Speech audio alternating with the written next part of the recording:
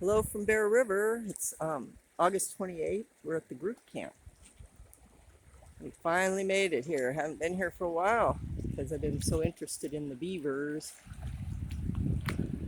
But wouldn't it be nice to have them all over around here? The flow is still about between 140 and 150. It's 6 at night down here. Just starting to cool off.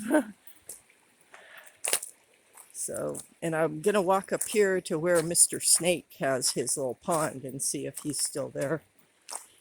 He ate all the pollywogs in the pond. I was in there one time and there was all these fat pollywogs. Next thing I saw was a little snake. And I came back later and there was a big snake full of fat pollywogs that he consumed, I guess. This is a spent little hole here. No water. And there's a piece of garbage in there, of course. And here's little plants growing on the edge of the river because groundwater is connected to the surface water and the little plants got their roots down in there. We got pearly whites and looks like a kind of mint. We got mint on the river, love mint. Definitely mint. We have mint. There's another willow. And I don't know what these little guys are. There's a lot of them. And then in there, it looks like an alder tree. So yeah, it's coming back because of the lack of drastic shifts in flow, which has been the history all along until someone started paying attention. And, you know, they okayed the FEIS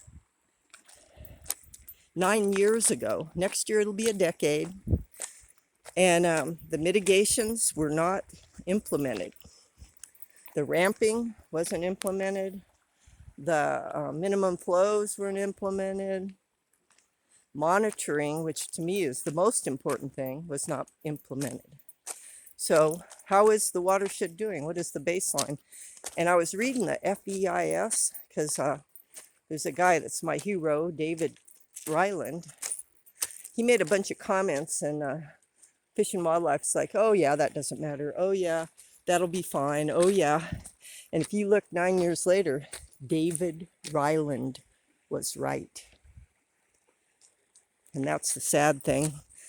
Because the public knows what they're talking about because oftentimes they are professor of zoology with 30 years fishing on the Bear. Who wouldn't listen to him?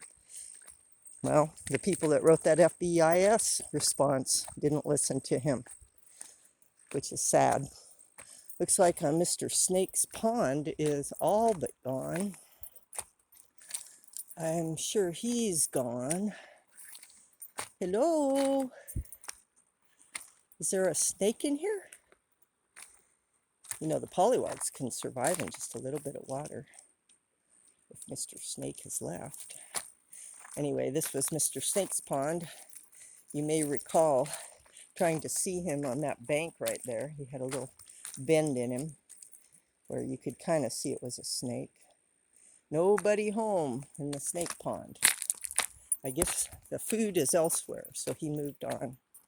Well, that was why I came up here, so we'll just enjoy the river.